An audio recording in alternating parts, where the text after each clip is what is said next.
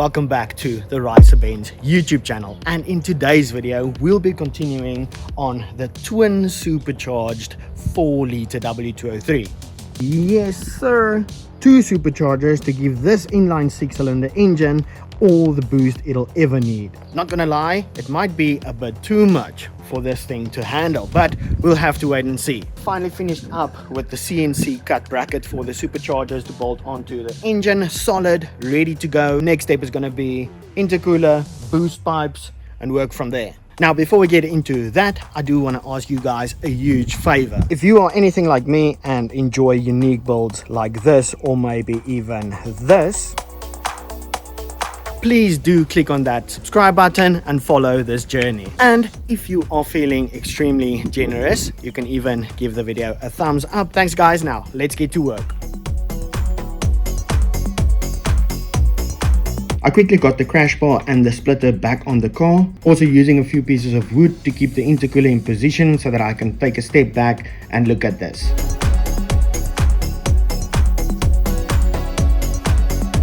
I think I have a plan. Okay, so first things first, there's no way around it. I need to bolt some new in tanks for the intercooler to change up the angle of the inlet and outlet.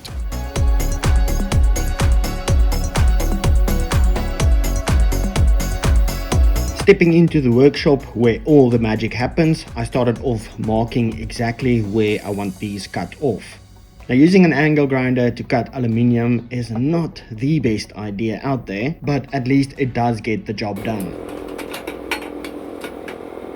I got both sides removed, and then I had to do some cleanup work with the air tool, because again, using the angle grinder to cut aluminium does leave some nasty edges.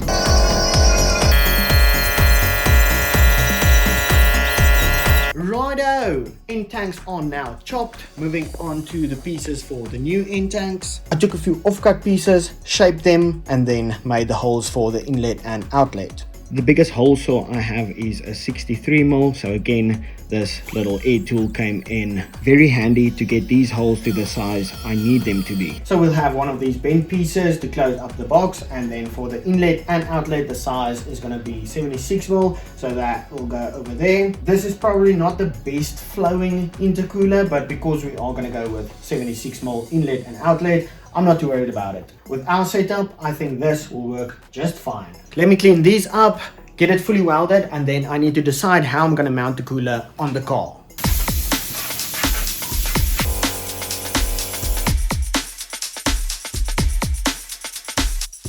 Now, as funny as it might seem, how a workshop looks plays a big role on the work that comes out of it. This is the same when it comes to welding, especially aluminium welding. Making sure all the edges are free from any impurities, and then giving everything a final wipe with some acetone. Even the rods I'll be using gets wiped down too. Then and only then are the pieces ready to get tack welded onto the intercooler. Once I have a few tacks on there, preventing any movement, I can go ahead and get the parts fully welded up.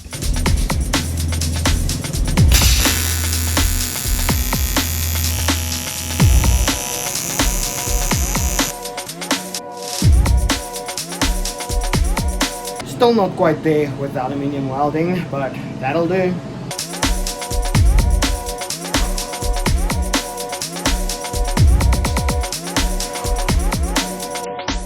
So it's the next day. As you saw, I got these new end tanks fully welded up last night, and then I also added these 4 welding spots to the inlet and outlet so that the boost pipes don't pop off under boost. I have the 2 main pieces of the front end in the workshop. It just makes it a lot easier to work on in here, so I need to get this intercooler mounted onto that. So the idea I'm going for is get the intercooler in this area, because we have no space behind this bash bar, so that's not an option. And then also with the intercooler in this area, if I ever do decide to get the bumper back on there, it does look pretty good. Let's move this and I'll show you what's the plan. I need to get these little tabs cut off because we won't be using these adjustable rods anymore. They are just going to be in the way of the intercooler, so I need to cut them off, as well as these 4 at the bottom. Then for the new mounting points, I will be adding a little tab in this area as well as over there to bolt this plate up to the crash bar. And then to get the intercooler mounted on the splitter, I'll just drill 2 holes over here and then use these existing mounting points. Sounds easy enough, so let's get that mounted and then we can move on to the boost pipes.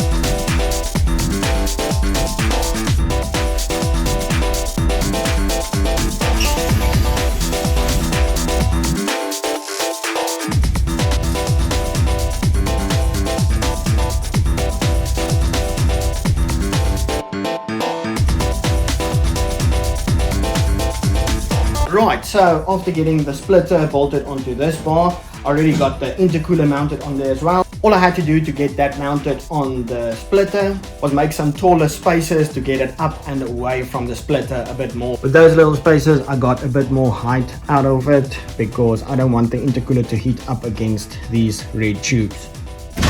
Solid. That thing is not going anywhere. Now, let's throw this on the car because I'm gonna have to figure out the boost pipes while this is on the car, so let's do that.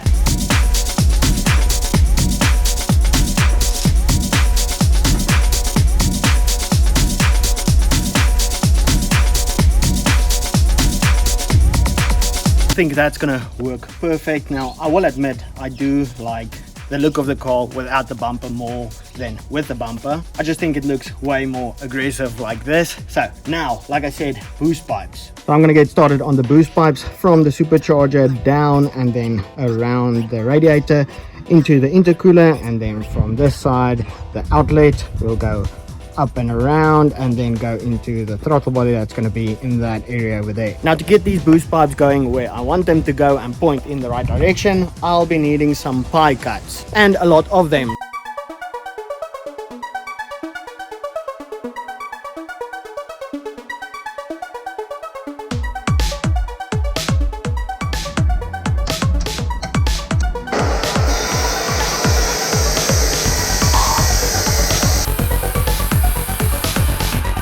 So taking a 76mm mild steel tube, setting the machine to 15 degrees, I went ahead and cut out a bunch of these pipe cuts. Then again, to get the best possible results with welding, I cleaned up all the edges.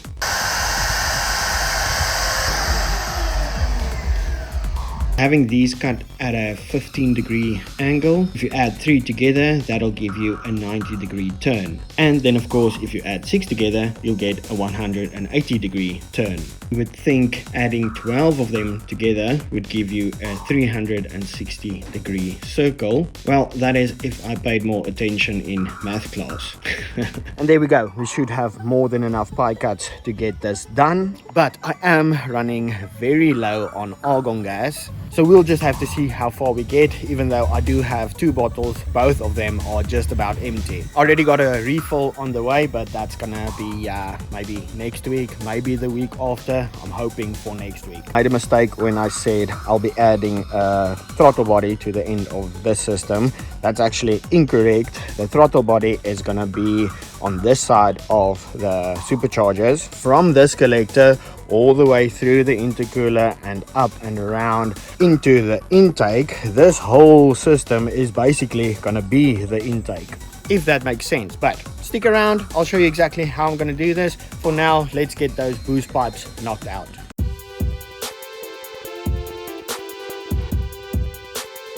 Now, the first thing I did was weld 6 pie cuts together to have 2 90-degree sections. On the car, I got the silicone coupler on there, then measured out the next piece. This straight cut piece will flow into our first 90-degree bend, and I could go ahead and get this first 2 pieces tacked together. Onto the next piece, which is going to be another 90, pointing towards the front of the car. I got that lined up and tack welded on. From that, it'll run into a 100mm straight cut piece again, and then into our next 90°, and then go into the intercooler. Got the final pieces tack welded on there, and this was looking good. Only thing left to do was to get it fully welded up.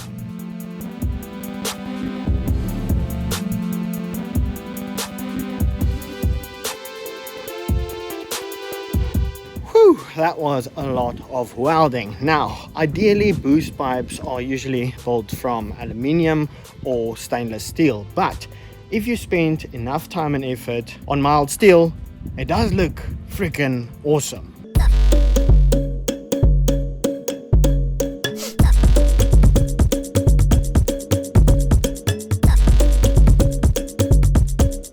Great progress, and I actually came a lot further than I thought with the amount of argon gas I had left. But before I finish up this side, I do need to figure out what I'm going to do about that new intake manifold that I have to build. I have some big decisions regarding the fueling system that I am going to run on the car. At the moment I have two options. So option number one is running 12 injectors for the 6-cylinder, so I'll have to build another 6-injector fuel rail and figure out the feed and return lines for that. Or I can borrow the injectors out of the M104 turbo. They are 330cc, definitely bigger than the stock injectors in the Ford, because that thing needs bigger injectors at the end of the day. I forgot to mention it in the Dyno video, but yeah, I need to get bigger injectors for the M104 turbo.